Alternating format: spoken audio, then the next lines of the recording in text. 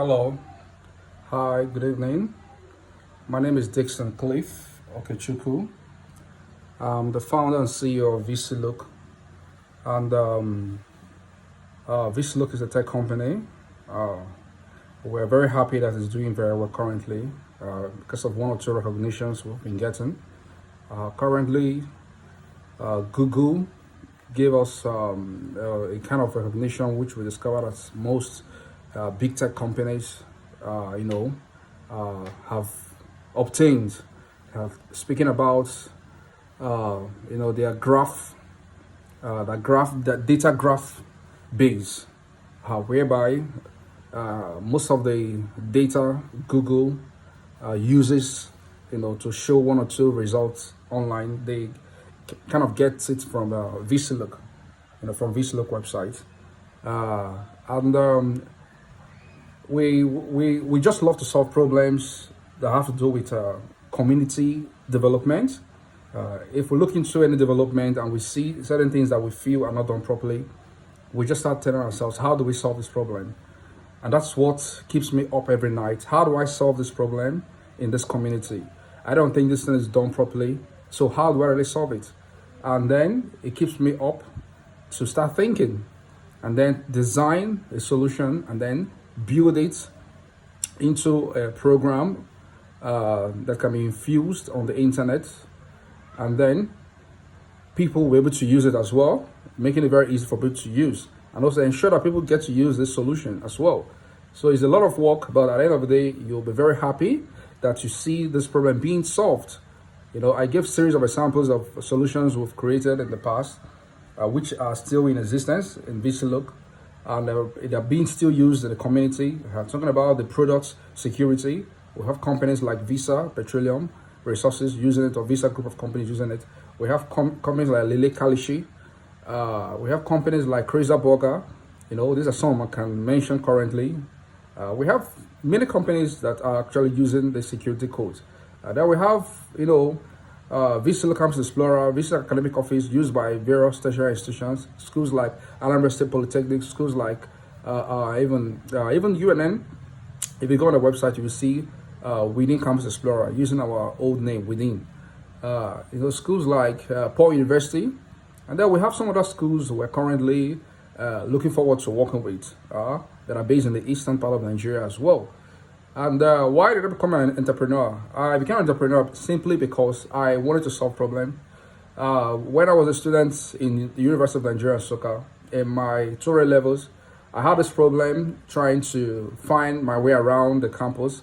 Even each time I go to the market, I waste a lot of time. Something is supposed to see and transact within 30 minutes. You see yourself spending 2 hours because you don't have knowledge of where to find those things. And when you ask some of those people, please, where do I find this and find that? They tell you they don't really know. Some will give you wrong, direction. And I saw myself wasting a lot of time. So I told myself, how do we really solve this problem? So I told myself, I think it's left for me to look into the solution. And then I built the first ever website I built, which is called Niger Campus Trades. And then when I built it, it was then a static website. Then I went around various businesses that are around the campus, telling them about the platform. They fell in love with it because they were like, this is something I've been looking forward to, but they've not been able to get a solution. So I think, charging those businesses like 800 Naira per month just to be on the platform. Though it was a static website, that was my first website ever, my first application I built. So, and we had lots of, almost 80% of the businesses as at then. And it grew into something bigger within my years of being a student. The next year, we had to expand, trying to incorporate other campuses in Nigeria. And then later on, after I graduated, left school, I now discovered that there was a need to make it go beyond just bringing businesses that are within campuses, or around the campuses. Let it be businesses everywhere.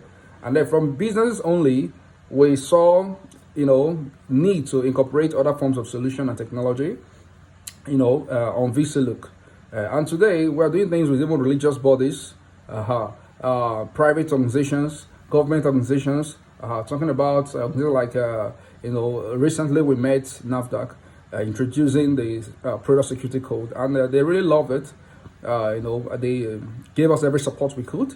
They started to even give us some of the contacts to use in creating reports portals. In case you see a fake draw, you can report through your phone immediately, and they will get it, via their contacts, via their mails, and also document these reports for future purposes in the form of data also. So, and this is what inspires me every day to tell myself I have to keep working harder and harder as an entrepreneur. And that, I think, is just the definition of being an entrepreneur. It's not really about the money. Money doesn't really drive me per se. I don't do what I do because I want to make money from it. I do it because I want to create a better environment, better community, especially community. I believe strongly that if communities are, healthy, if communities are stable, especially small communities within this small community. Imagine having, if for example you have about 10 different communities making up a state.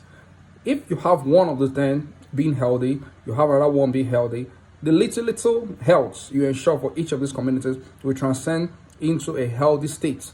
And when you replicate the same models into various other communities out there, outside the state, before you know it, you have a healthy country. So that's my own philosophy as an entrepreneur. So I don't do entrepreneur because I want to be an entrepreneur. I do what I do because I love to build solutions. I love to see communities thrive. Look at countries like Finland. You hear that the happiest nation in the world.